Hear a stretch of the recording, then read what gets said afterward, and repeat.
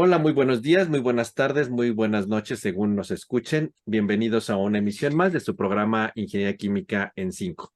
Como siempre, muchas gracias por sus comentarios, pues por todas las likes que nos ponen y los views que nos ponen en todas nuestras plataformas, en YouTube, Spotify, Apple y todos donde nos siguen. Gracias a ustedes, seguimos preparando estos programas para ustedes. Queremos agradecer a mensajes que nos llegan por ahí desde la Universidad Veracruzana y de la Universidad de Colima, donde nos han comentado que ya nos descubrieron y nos están conociendo y pues algunos de los capítulos los usan inclusive en algunas clases para introducir algunos temas, lo cual nos da mucho gusto. En particular llegó ese mensaje de la Universidad de Colima. Entonces, muchas gracias porque estamos viendo que si están siendo usados y si están siendo pues de difusión, que es la idea de que preparemos estos programas para ustedes. En esta ocasión nos acompaña César, como Hola, siempre, hola, Juan saludos a todos. José, Saludos a todos. Eduardo. Hola, saludos a todos. Y bueno, pues como podrán darse cuenta, en esta ocasión falta uno de los miembros del programa, Gabriel, que en esta ocasión, por primera vez en casi 2 años, no nos pudimos conectar todos debido a fallas técnicas en la red. Pero si se dan cuenta, durante los casi 2 años que llevamos con ustedes, es la primera vez que no podemos estar juntos. Bueno, en esta ocasión voy a introducir primero el tema antes de presentar a nuestro invitado del día de hoy y quiero hacer nuevamente mención que gracias a las sugerencias de ustedes seguimos teniendo invitados en nuestras grabaciones, ya que es algo que ustedes han solicitado, pues para tener otras visiones y otros puntos de vista en temas muy, muy especializados.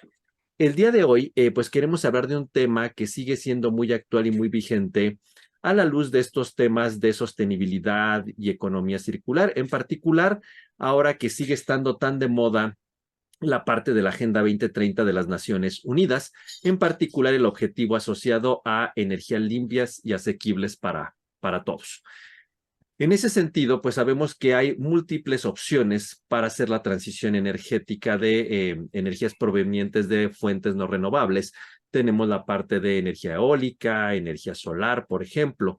Sin embargo, las energías provenientes de biomasa siguen siendo todavía muy atractivas debido al gran potencial de biomasa disponible en todo el mundo. De acuerdo al Laboratorio Nacional de Energías Renovables en Estados Unidos, la energía que puede provenir de biomasa es bastante impactante, podría ser bastante impactante en la matriz energética debido a la gran cantidad de desperdicios orgánicos y lignocelulósicos que se generan en el mundo a lo largo del año. Más o menos se ha estimado que alrededor del mundo los residuos orgánicos y lignocelulósicos podrían ser cerca de 100,000 billones de toneladas al año, lo cual abre una gran oportunidad de generación de pues fuentes renovables de energía a partir de este tipo de materiales. Si bien es bien conocido, pues el desarrollo de tecnologías para la parte de desarrollar lo que llamamos los biocombustibles y conocemos los casos de éxitos del bioetanol y del biodiesel en lo particular,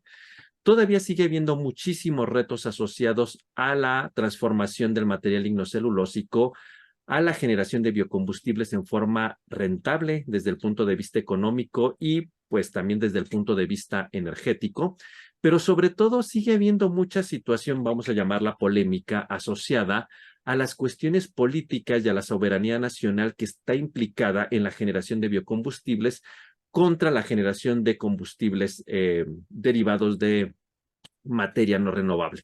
Es el caso, por ejemplo, particular de México, donde sigue habiendo conflicto con la cuestión de la soberanía nacional en la generación de este tipo de bioenergías, dado que, de acuerdo a la Constitución, solamente la entidad paraestatal es la única que está capacitada para esta generación. Sin embargo, todos conocemos que pues un día va a haber carencia de este tipo de fuentes no renovables y entonces el reto hacia los biocombustibles sigue siendo una gran oportunidad, dado la gran cantidad de materia orgánica y biomasa que tenemos y obviamente a la luz de los conceptos de economía circular, pues es una forma muy eficiente de reusar y reciclar estos residuos y aprovecharlos y revalorizarlos como fuentes de bioenergéticos.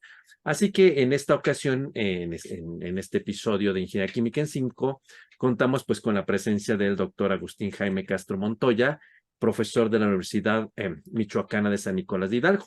Él es ingeniero químico con formación doctoral en el Instituto Tecnológico de Celaya Es miembro del Sistema Nacional de Investigadores y es bien conocido en México por su área de expertise en el área de biocombustibles. También seguramente muchos de nosotros lo ubicamos porque fue hace ya más de 10 años presidente de la MIDIC, fue el presidente nacional de la MIDIC, y obviamente pues es bien recordado porque en su gestión fue cuando la MIDIC dio el gran salto de ser un pequeño congreso a un gran congreso como el que ahora todos conocemos. Y también él, pues en su momento fue líder de muchos proyectos asociados a la revalorización del lirio, en particular del lirio que se produce aquí en la laguna de Yuriria, para poder hacer los primeros intentos de generar biocombustibles a partir de ese residuo, pues que tenemos en esta zona local. Y también fue de los primeros pioneros en intentar revalorizar el residuo de agave para la producción de biocombustibles.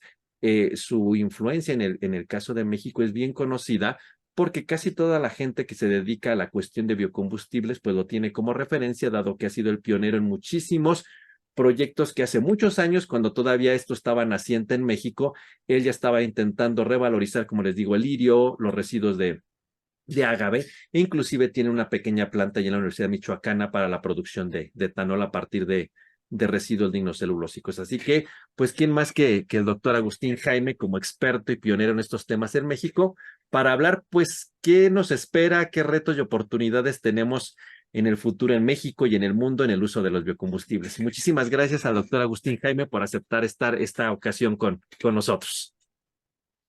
Gracias a ti, Juan Gabriel, y a todo tu equipo de trabajo por permitirme compartir con ustedes estos minutos y un saludo a toda tu audiencia.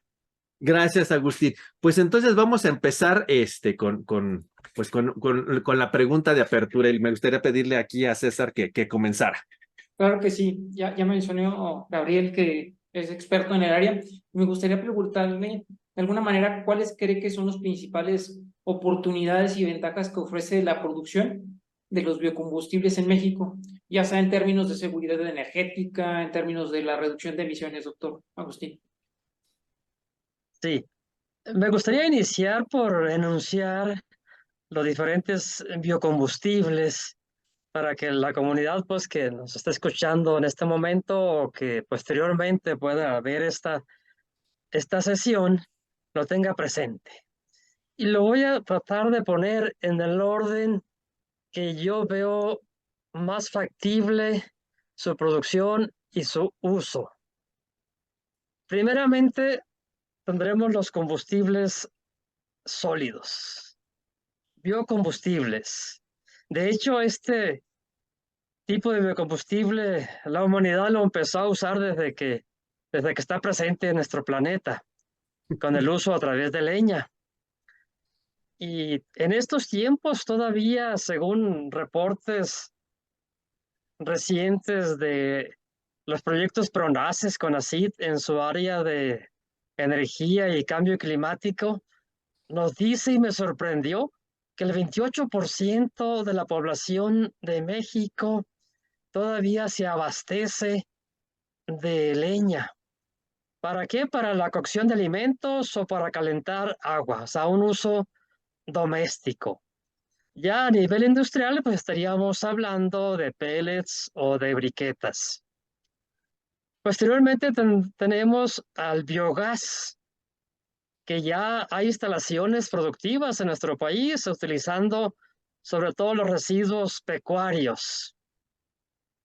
Luego pasamos a los biocombustibles líquidos. Ahí tenemos bioetanol.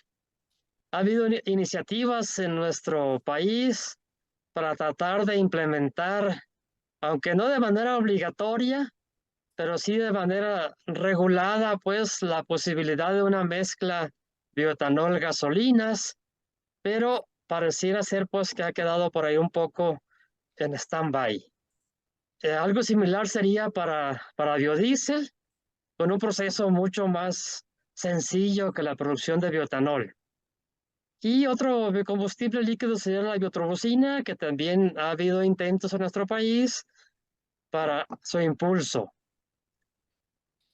Y de estos, ustedes recordarán que en el periodo gubernamental anterior se formaron clústeres de cada uno de ellos y se les encargó pues establecer la ruta del proceso para cada uno de estos biocombustibles. Y pues, ahí están los trabajos, algunos muy interesantes, una colaboración muy grande en algunos de ellos, que valdría la pena, pues, según el interés de cada uno de nosotros, darle una leída a este trabajo que ya colegas expertos en esto han realizado. Yo que veo como mayor oportunidad, nuestro país tiene zonas muy caracterizadas en cuanto a la generación de biomasa. Por ejemplo, vamos al Golfo de México.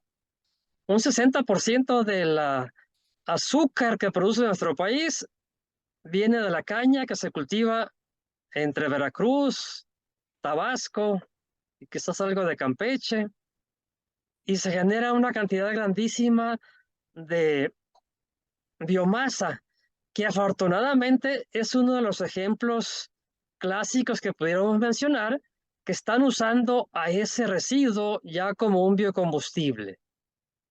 Si vamos a algunas papeleras de esa zona, ¿qué han venido haciendo? Un, un trueque, un cambio en poder calorífico, diciéndole a los ingenios, tú envíame todo el bagazo, ¿no?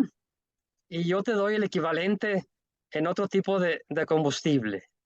En los mismos ingenios azucareros, ya algunos de ellos están haciendo el cambio, la transición en sus calderas de usar combustibles líquidos, sobre todo combustóleo, algunas más recientes quizás de gas, hacia el uso de biocombustibles sólidos.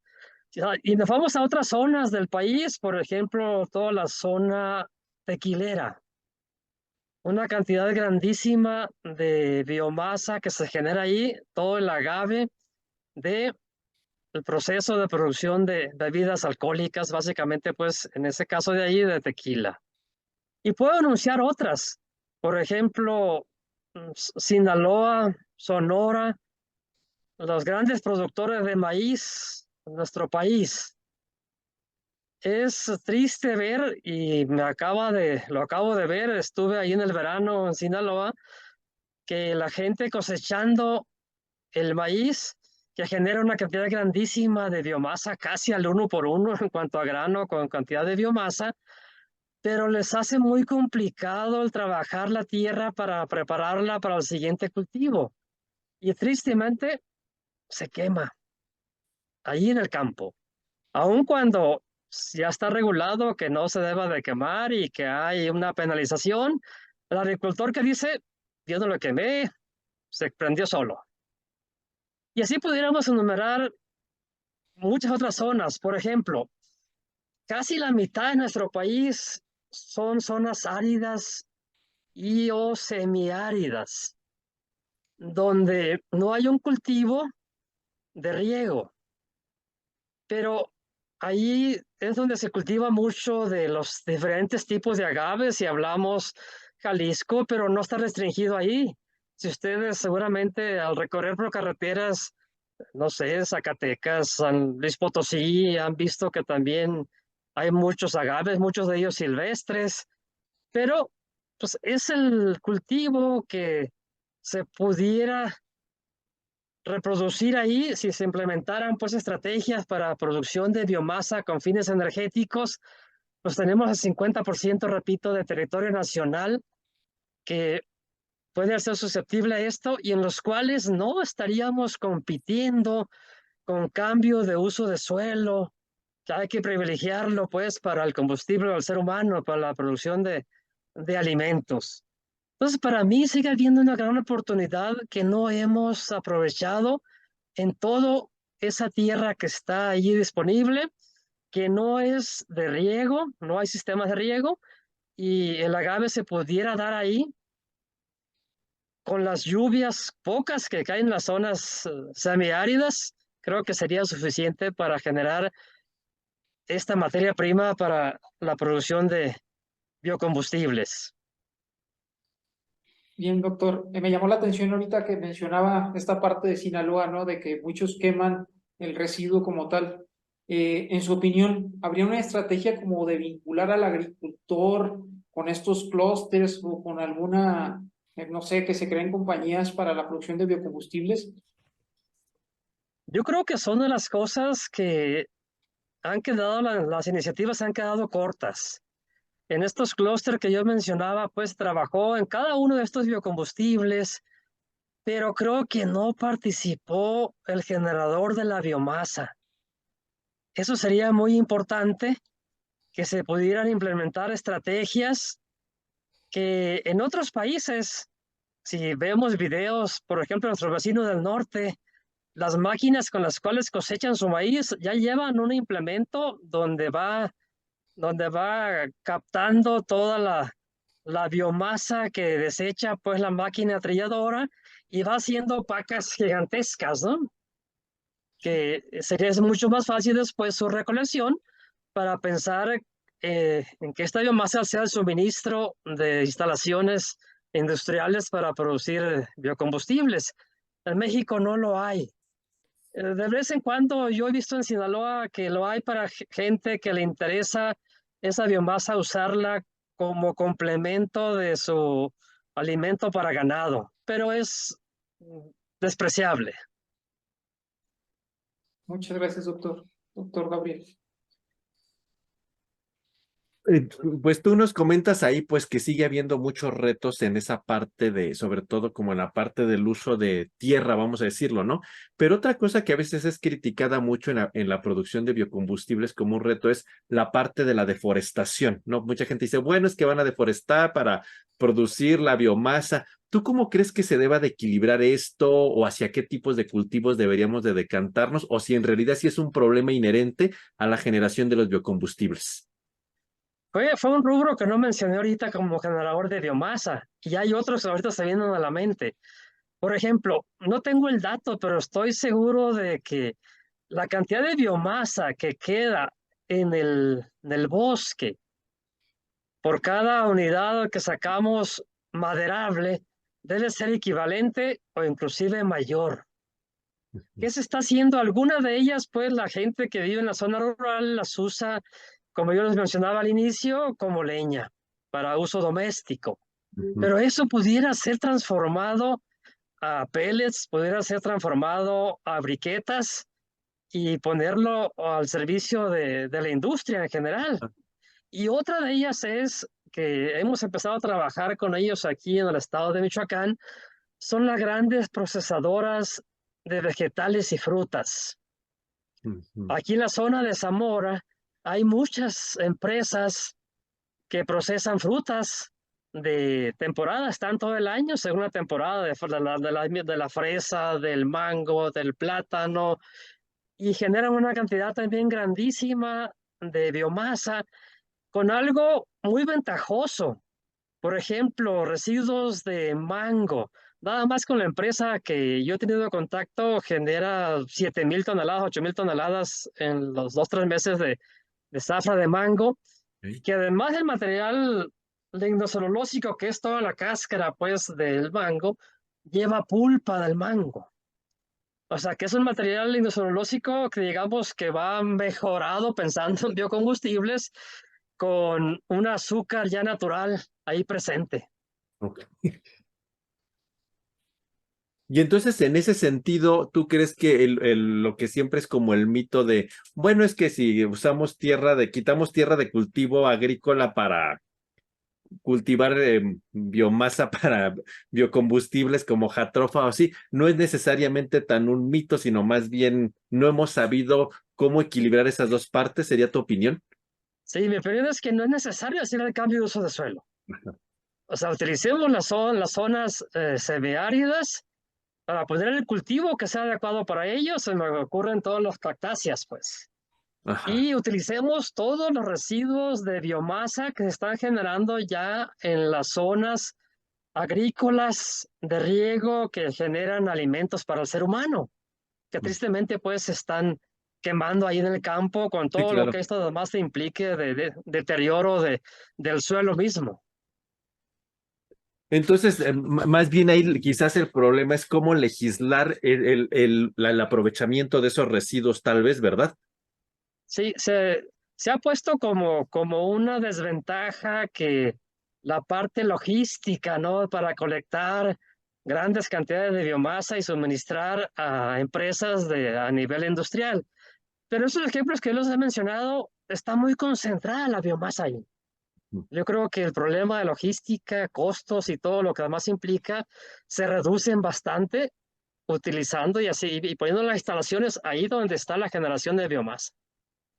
Y eso podría, o sea, directamente ahí, instalarlo cercano ahí, ¿verdad? Y no intentar moverlo como es otra de las formas, ¿no? Que dicen, llevémoslo a un hub y que ahí se haga la colecta central de todo, ¿no? Sino más bien directamente ahí poder ponerlo, o sea, sería tal vez tu idea o tu sugerencia, que Sí, te digo, directamente, si me voy pues al estado de Veracruz, te decía, con la caña de azúcar, ellos producen, no sé, 3 millones de toneladas, no sí, tengo el número exacto, que están de alguna manera centralizadas, o sea, no hay que mover de miles de kilómetros, ¿no? A lo mejor sean cientos, a lo mejor, algunos inclusive más cercanos, porque ahí en Veracruz hay ingenios que están a 50, 100 kilómetros uno del otro, ¿no? claro.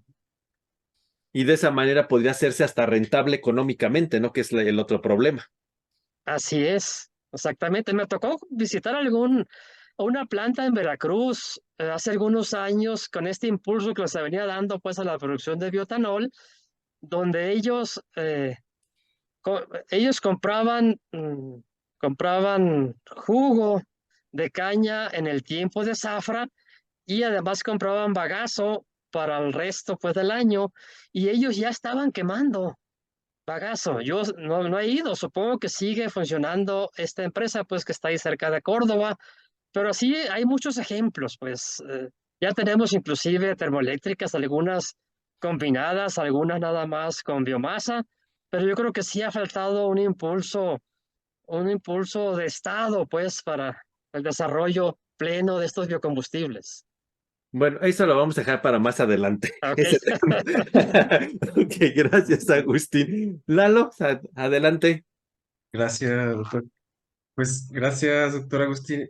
Por ahí luego hay algunas opiniones que uno se encuentra y dice, no, es que sabes que, mira, la industria petrolera pues te lleva pues ya muchísimos años de ventaja, pues desde que se desarrolló por ahí de mediados de siglo pasado y ya está la infraestructura y listo, va a pasar ahorita el de los helados. Este, y dicen, bueno, y pues entonces tú como biocombustible o como productor de biocombustible tienes que competir ante esa tecnología que pues ya está instalada. ¿Cree usted que sea como cuestión de que haya falta de tecnología, que haya falta de opciones para utilizar o simple y sencillamente a lo mejor es simple falta de interés y falta de dinero? Y lo pregunto porque yo soy testigo del laboratorio que tiene usted ahí en la Universidad de Michoacana, donde, si mal no recuerdo, produce bioetanol.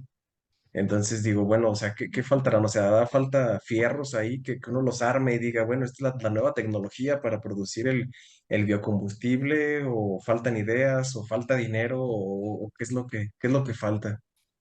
Yo creo que una combinación de todas ellas. Por ejemplo, al inicio se centró mucho en querer utilizar la caña de azúcar como diversificar y sacar bioetanol, además del azúcar, su producto principal. En los ingenios, por ejemplo, si checamos los estadísticos, hace 15, 20 años se producía más etanol en los ingenios que lo que se produce actualmente. No sé cuál sea la causa, pero yo creo que pensar en caña de azúcar en nuestro país es muy diferente a pensar en caña de azúcar en México, digo en Brasil o en Estados Unidos, porque está muy atomizado la cantidad de tierra que tiene cada agricultor, es muy pequeña. Y tiene muchas necesidades el agricultor, tiene muchos hijos, tiene que sostenerlos y tiene que vivir de ese pedazo de tierra, a lo mejor 2, 3 hectáreas. Eso ha llevado pues a que el precio de la caña de azúcar como tal es alto para pensar en sacar un producto bioetanol competitivo con los combustibles fósiles. Así rápidamente, números rápidos. Por ejemplo, la tonelada de caña de azúcar anda alrededor de 700, 800 pesos la tonelada de caña de azúcar. O sea, como llega al ingenio. De ahí podemos sacar, en el mejor de los casos, a lo mejor 110 kilogramos de azúcar. Y de acuerdo a la estequiometría, a la parte teórica, pudiéramos sacar la mitad de etanol. ¿Ok? Estamos hablando que por cada litro de etanol, entonces, si saco 50 litros de etanol, ¿cuánto estoy pagando ya? Nada más de materia prima pensando en caña de azúcar, más de 10 pesos, ¿no? ¿Ok? Entonces, por eso lo hace inviable. Pero la melaza, ¿qué se ha hecho con ella? Eso es un producto de los ingenios. La melaza a lo mejor se use como alimento balanceado, a lo mejor algunos agricultores la diluyan y la pongan como una especie como de abono a sus campos agrícolas, pero pues tenemos ahí un residuo que tiene azúcares ya de manera natural. No hay que entrarle al proceso de transformar moléculas complejas hacia azúcares y estas fermentarlas hacia etanol. Ahí están, ahí al contrario, hay que diluir la melaza para poder llegar a niveles donde los microorganismos puedan hacer su trabajo y convertirla en etanol. Entonces yo creo que ha habido, a lo mejor, no sé si fue un error quererse enfocar la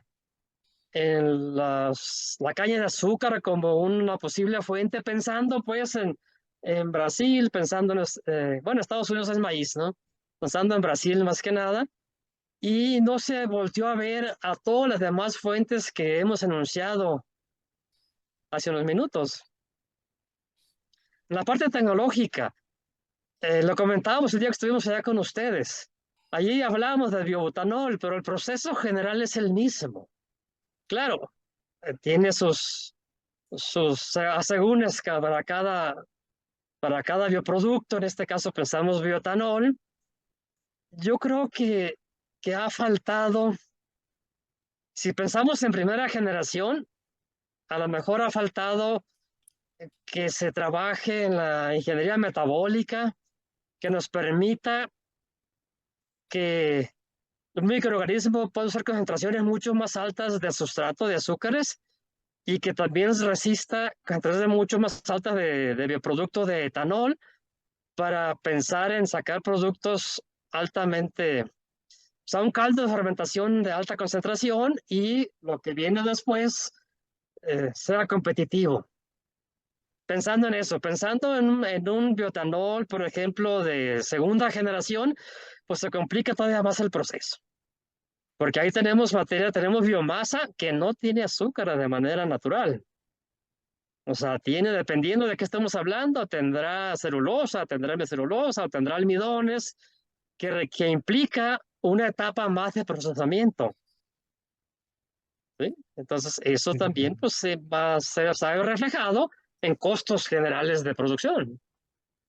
y luego también, bueno, creo yo también un poco que es la agenda que vaya marcando, pues ahora sí que cada periodo de gobierno, ¿no? O sea, creo que ahorita, bueno, en 2023 que ya estamos por finalizar el sexenio, bueno, no tanto, no nos falta poquito, pero trae una agenda relativamente marcada, así la veo yo, así la siento como más hacia los combustibles tradicionales, petróleo, carbón y demás, ¿no? O sea, creo que también eso pudiera a la larga verse reflejada en la falta de interés, a lo mejor en la producción de estas cosas, ¿no? Creo. Digamos que sí lo han abordado, Eduardo, pero muy ligeramente, muy superficialmente. Tú te vas a los PRONACES, hay un apartado de energía y cambio climático, pero lo están orientando más como al uso doméstico.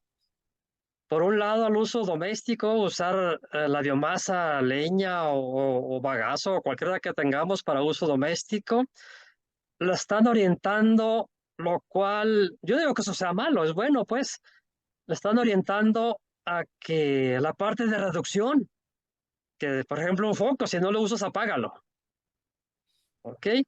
La están orientando a quizás a instalaciones pequeñas, ¿no? No pensando pues en abastecer un proceso industrial. Yo creo que eso es bueno hacerlo, pero no está peleado con que impulses también el uso industrial en forma térmica o en forma eléctrica. Bien, pues a ver qué depara, qué nos depara el futuro. Gracias, doctor. Muchas gracias, Eduardo y doctor. Y ahorita que al final mencionaron lo del PRONACES y toda esta parte, justamente hay varios apartados, ¿no? Hablan de energía eólica y fotovoltaica, porque justamente quieren implementarlo, como lo dijo, para uso de alguna manera doméstico. Yo creo que es bien importante también tener en cuenta que se deben de diversificar las fuentes de energía, ¿no? Resulta fundamental no nada más solamente depender de los biocombustibles, de los combustibles fósiles, de alguna manera de la eólica, de la solar, ¿no? Sabemos que México tiene territorio para solar, tiene de alguna manera, sus generadores eólicos y es muy importante. Pero mi pregunta es de alguna manera para usted, doctor Agustín, ¿cómo podría México equilibrar la producción de estos biocombustibles con las otras fuentes renovables, ya sea solar, eólica, de alguna manera, para que se pueda lograr lo que denominamos una matriz energética sostenible y que pueda ser estable? Sí, como tú lo mencionas, en esa matriz energética pues tienen que estar todas estas fuentes que tú mencionaste, ¿no? Yo creo que actualmente los biocombustibles tienen una gran ventaja con respecto a la solar, con respecto a la eólica, con respecto a la hidráulica, la geotérmica, que ellos producen pues energía eléctrica, ¿no? Que tiene que estar siendo usada al momento de que está siendo generada. O sea, hasta ahorita todavía no se ha resuelto el problema de cómo almacenar esa energía que me produce, ya sea una fuente eólica, una fuente geotérmica o hidráulica o solar. La biomasa nos permite eso, ese almacenamiento de la energía. Y pues el ejemplo clásico que de almacenamiento, pues ahí tenemos las gasolinas, diéseles y todas esas cosas que se usan, ¿no? Yo creo que esa es la gran oportunidad que pudiera tener la biomasa hasta este momento, y mientras no se desarrolle algo que sea competitivo para el almacenamiento de esa energía que generan las otras fuentes alternas. Y desde su Déjeme apago perspectiva, mi... sí, claro. Ya, perdón. Desde su perspectiva, o sea, México sí tiene el potencial, como hablamos hace ratito, ¿no? Tiene amplio territorio para la parte de la solar y que tiene captación, que puede captar de alguna manera. Ya mencionó usted en un principio, pues que hay mucho territorio donde puede captar, digamos, la materia prima para los biocombustibles, todo, digamos, los residuos agrícolas, la parte eólica, toda esta parte. Pero específicamente la pregunta, de alguna manera, que quiero dirigir es... ¿podemos encontrar ese equilibrio? ¿Cree usted que podemos hacer lo que se denomina esa planeación estratégica para encontrar, bueno, podemos tanto porcentaje de esta fuente y de otra fuente? ¿Resultaría interesante esa parte? ¿Cómo lo ve? Yo creo que hace falta más políticas de Estado Okay. para que desde nuestro gobierno federal pues vengan las políticas para impulsar cada una de estas fuentes alternas con toda la reglamentación que esto requiera, ¿no? Yo creo que no estamos peleados con que se reglamente y se implemente, pero sí faltaría pues políticas de Estado, de difusión. Mencionaba Gabriel en ese proyecto en el cual pusimos la planta piloto. Cuando se hizo la inauguración, dice, ¿quién pone su coche para echarle etanol? Y así como cuando haces una pregunta en el salón de clase, todo el mundo trataba de esconderse, ¿verdad? Para que no selecciones a mi coche como para la demostración. Pero pues yo estuve usando varios años, pues, una mezcla de etanol con gasolina en una camioneta ya viejita, y yo no percibí nada, no te podría decir desventajoso ni favorable. Yo sentía que mi camioneta seguía trabajando igual. Hubo un tiempo, no sé si también allá en Guanajuato, pero aquí en Morelia, que había 3, 4 lugares donde tú podías ir a comprar tus garrafas de bioetanol, y ahí mismo, o sea, pasabas a la gasolinera y echabas tantos litros de gasolina y, bueno, hacía una mezcla dentro del tanque de tu auto, ¿no? Con bioetanol, y creo que han desaparecido. Sí, justamente. No, José. Sí, sí, gracias. Sí, yo creo esto también ha sido pues muy controversial desde que pues vimos ese boom, ¿no? Precisamente de todo este desarrollo de los biocombustibles y soñábamos pues que pues ya para estos entonces ya tuviéramos por lo menos ya funcionando gran parte de nuestros vehículos pues con esta alternativa, pero bueno, la realidad es que pues, se ha estancado un poco y los Se ha esfuerzos estancado. pues aún siguen ahí. Y bueno, dentro de pues digamos, de estos temas que estamos trabajando, uno de los más candentes y digamos de los más, en torno a la producción de combustibles, pues es la potencial impacto en la seguridad alimentaria, que es uno de los grandes, pues digamos, debates que ahí se tiene, sobre todo pues al que se destinan grandes cantidades o extensiones de tierra, pues para este cultivo, como ya hemos comentado en el inicio del podcast.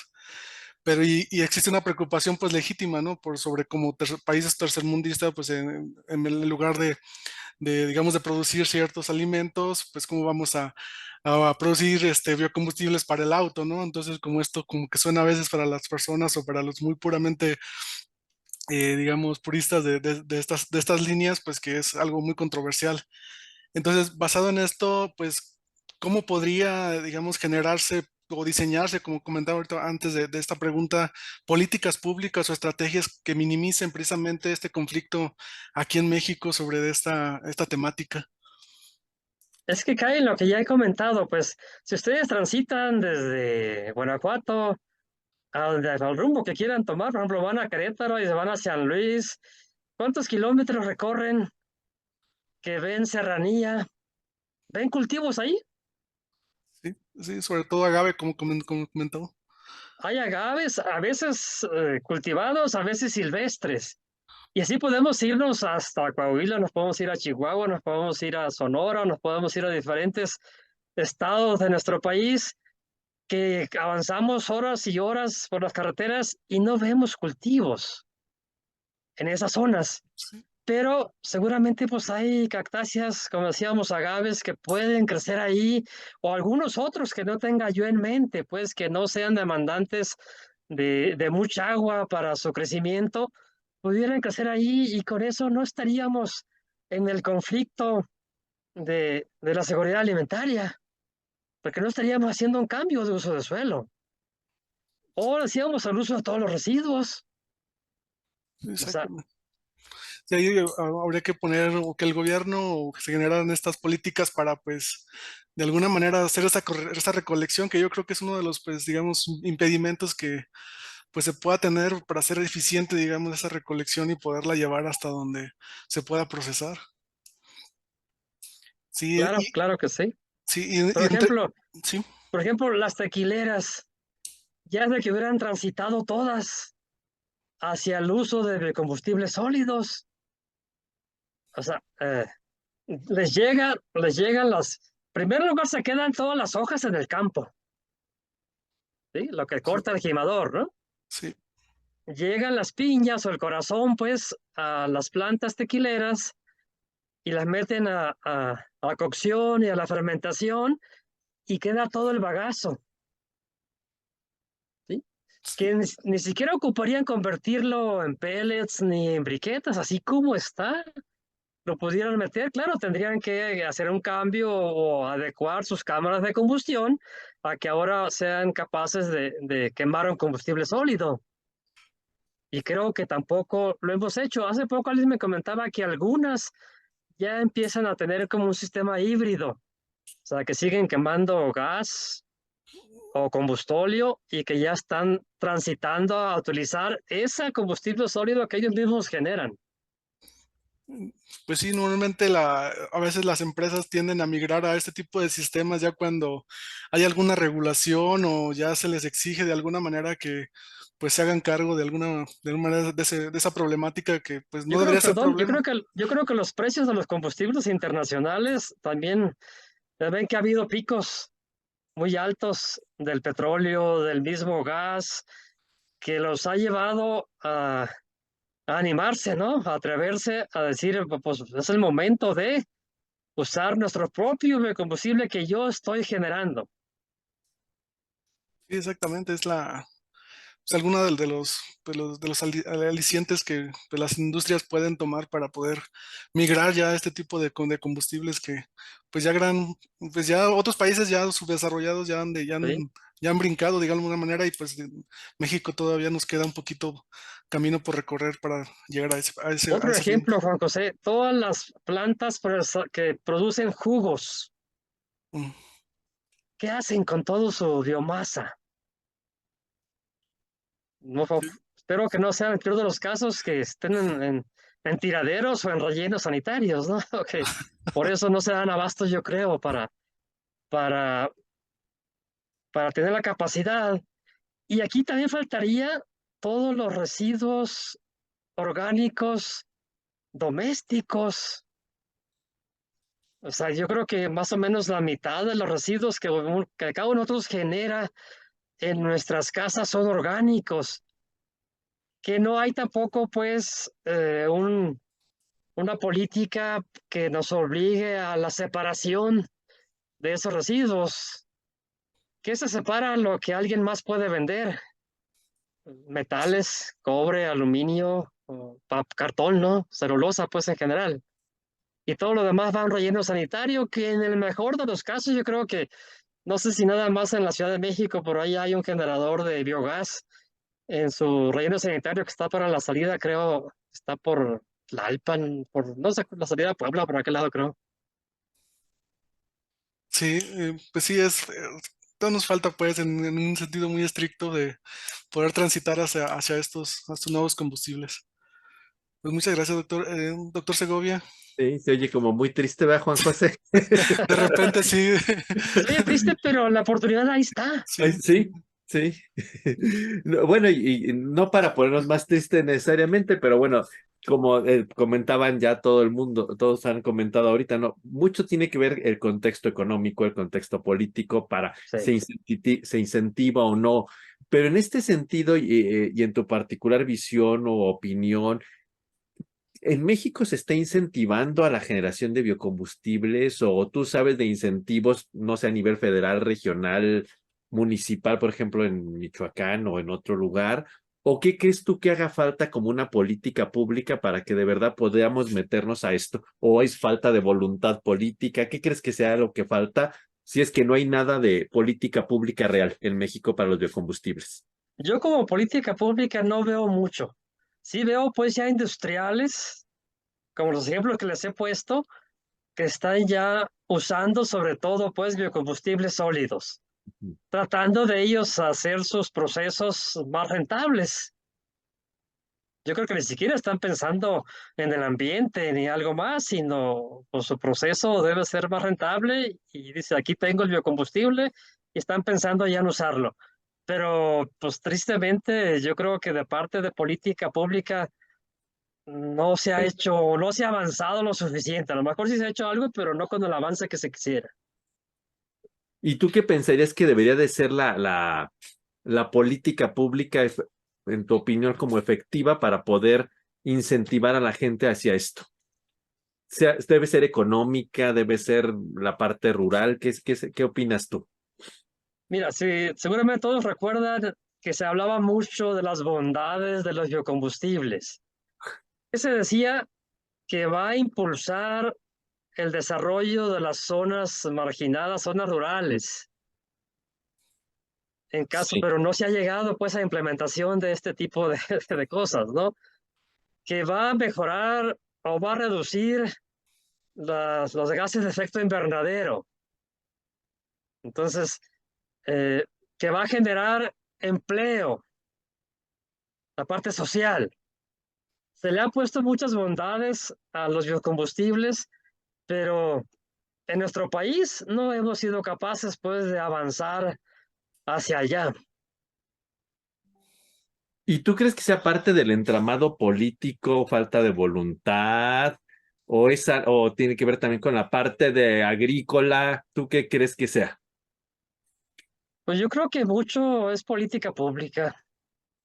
Si hubiera una política pública, por ejemplo, ya hay leyes que regulan el uso de la mezcla de etanol en gasolinas, hay leyes que prohíbe, por ejemplo, el uso de maíz, hablando de seguridad alimentaria, ¿no? El maíz es la base del alimento del mexicano. Y en 2008 fue la primera ley que se promulgó, ¿no? Donde decía que no se puede usar maíz para producir biocombustible. Al menos decía que se demuestre que que México tiene excedentes en producción de maíz. Eso nunca lo vamos a lograr porque tampoco hay políticas públicas para implementar la parte agrícola. Este año ha sido muy caótico en las zonas maiceras de nuestro país, Sinaloa, Sonora, en ese sentido, y lo vemos en los medios de comunicación, cómo ha estado la problemática. Entonces, yo creo que sí es parte de un problema, digamos, de falta de voluntad política o que los Yo creo intereses que sí. están encaminados hacia otras prioridades en la matriz energética, en el caso Sí. particular de México. Y, por ejemplo, en el caso de Michoacán, ¿hay algún incentivo al uso de este tipo de biocombustibles o tampoco a nivel local en tu estado hay algo? Nada. Que yo tenga conocimiento de ello y que sea público, no, no lo hay. Bueno, ok. Ni en ningún estado que tú sepas a nivel así Que muy yo local. sepa, no. Las leyes federales que hay, pues, que he mencionado, pero que no se han hecho, pues, yo creo que se podía haber implementado, empezar con una mezcla baja, a lo mejor, Ajá, de bioetanol en gasolina. Se hablaba hasta un máximo de 5.9% en volumen, ¿no? ajá. Pero no se llegó a hacer eso realidad. Ok. Y es parte de esa ley de biocombustibles que está ahí como congelada en el Congreso, ¿verdad? Que se quedó ahí en el aire, ¿verdad? No, las leyes están inclusive ya aprobadas y editadas y publicadas. Pero nadie A lo las mejor faltaron los reglamentos de lo cómo regla. aplicar. Sí, exactamente. O sea, sí, Juan José. Sí, doctor, bueno, y con todo esto, doctor, doctor Agustín, ¿cuándo prevé que pueda un combustible líquido llegar a, pues ya a verlo realidad en los automóviles? ¿O será que los automóviles eléctricos nos ganen ahí la ventaja? Mira, son dos cosas diferentes. Yo creo que va a ser cuando los precios internacionales del fósil estén a un nivel que permitan que los biocombustibles compitan en cuanto a cantidad de energía que proporciona un kilo de gasolina con un kilo de etanol, ¿no? Para hablar en masa, ¿no? Y se recuerdan, hace unos años estuvo el petróleo arriba de $100. En aquel entonces se hablaba que el punto de equilibrio para que los biocombustibles fueran competitivos eran alrededor de $60 el precio de barril, y llegó hasta 120, ¿no? Fue cuando hubo ese pequeño boom de tratar de impulsar todo esto de los biocombustibles. Pero pues esos precios también son muchos políticos, económicos a nivel mundial, a nivel mundial, ¿no? Entonces yo creo que esa es una, ¿no? De si los precios, si el combustible fósil se sigue agotando, pues habrá un momento que sus precios sean más altos y todos los costos de producción de los biocombustibles le compitan a los fósiles. Y la otra era, y se me pasó ahorita, Los eléctricos. los eléctricos. Fíjate, en los eléctricos es un punto muy interesante. Por ejemplo, en nuestro país nos han vendido que la solución a la problemática ambiental son los autos eléctricos. Sí, y solo sí. Revisamos la fuente de energía que va a suministrar a ese auto. Si viene de la red que viene de un combustible fósil, va a ser peor. Porque estamos, o sea, si tú quemas gasolinas, o sea, fue nada más la parte de rectificación del petróleo, ¿no? Pero en cada etapa que tú le vas haciendo, ninguna de ellas es 100% eficiente. Alguna de ellas la eficiencia está muy baja. Y para llevarlo hasta electricidad, entonces estoy perdiendo mucha energía en el proceso. En lugar de usarla como gasolina, como diésel, usarla como auto eléctrico, si viene de esa fuente. Si me dices que todo va a ser suministrado por solar, por eólica, bueno, se las compro, ¿no? Sí, muy interesante esta parte, pero bueno, a ver qué sucede en un futuro. Y ahora sí, como dirían coloquialmente, sale peor el remedio que la enfermedad, ¿verdad? Para mí sí, sí, la fuente va a ser fósil. Aunque, bueno, digo, creo que la desventaja es que también ya hay muchas políticas orientadas al consumo de autos eléctricos, ¿no? Sobre todo en Estados Unidos, donde han plantado un deadline de, ¿sabes que a partir de tal fecha, ya se van a dejar de vender los carros que sean impulsados a través de un motor de combustión pues tradicional, pues? Entonces dices, bueno, pues más bien como que parece, más allá de que me preocupe por el medio ambiente, parece así como campaña de marketing o sabes que hay Pero que quizás sacar habría ahora que ver, provecho. Eduardo, qué tanto está haciendo esos países para producir energías alternativas. O sea, yo he leído que hay países europeos que ya casi tienen en su matriz casi arriba del 90% de energías alternativas, o sea que no viene de un fósil. Entonces, si es así, yo creo que es muy válido. Pues yo creo que en países pequeños, pues podría aplicarse. En países pequeños sí, digo, a lo mejor es a donde usted se refiere. Países pequeños creo que sí sería más fácil, pero en países grandes lo veo como que un tanto complicado. ¿Sí? Industrializado sobre todo. Y finalmente también yo creo que es parte de lo que mucha gente comenta, ¿no? Bueno, también las industrias, en el caso de la industria automotriz, se resisten, ¿no? A hacer este cambio y esta transición energética, ¿no? Yo creo que sí. Si recuerdan, seguramente ustedes tienen datos de hace algunos años en Europa, ¿no? Que inclusive cerraron algunas nucleares y algunas otras ah, fuentes alternativas, que yo he leído reportajes que dicen ahora, se cuestionan, ¿hicimos lo correcto o no? Sí. Sí. Ujú. Entonces, finalmente, para ir cerrando esta emisión, Agustín, ¿cuál sería como tu conclusión de qué debemos hacer, hacia dónde debemos de dirigirnos? ¿Hay un futuro real para los biocombustibles en México? Yo creo que teóricamente sí lo hay. Y cada uno de nosotros debe de enfocarse en lo que le toca hacer. Hablamos de políticas públicas, pues esperemos que reviertan un poco, que impulsen pues otra vez todo esto de la matriz energética, de entre ellos por los biocombustibles, a los que estamos en instituciones de investigación o educativas, pero yo creo que nos toca seguir tratando de desarrollar una tecnología que permita que sean más competitivos económicamente, ambientalmente con lo que tenemos actualmente. Y finalmente, ¿crees que, por ejemplo, ya para cerrar, qué tarea nos dices tu parte de investigación debemos seguir trabajando en esto como instituciones de educación superior? En tu visión particular, ¿hacia qué biomasas deberíamos de dirigirnos en el caso particular de México para intentar desarrollar algo viable para nuestro país? Yo creo que ha faltado trabajar en multidisciplina. Tenemos pues a los biotecnólogos, a los especialistas en fermentación, buscando las mejores condiciones según ellos para la producción de bioproductos, pues si hablamos de biotanol, por ejemplo, ¿no? Sí. Y ellos dicen, consumo todo el azúcar que yo le puse como sustrato. Y hasta ahí llegan, ¿no? ¿Ok? Luego hay algunos ingenieros químicos que dicen, bueno, además de eso, voy a tratar de modelar lo que está sucediendo para pensar en un diseño de un bioreactor, ¿sí? Y luego vamos a los que estamos trabajando en separación y partimos de mezclas sintéticas, ¿sí?